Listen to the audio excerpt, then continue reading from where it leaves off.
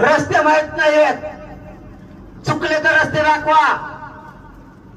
तिथला मराठी माणूस असाल, तिथले मराठी असतील, तिथले दलित बांधव असतील, तिथले मुस्लिम असतील, परप्रांतीय बांधव असतील, आदिवासी कोळी बांधव असतील, तिथल्या 18 पगड जातीच्या बांधवांना आमचं आव्हान आहे.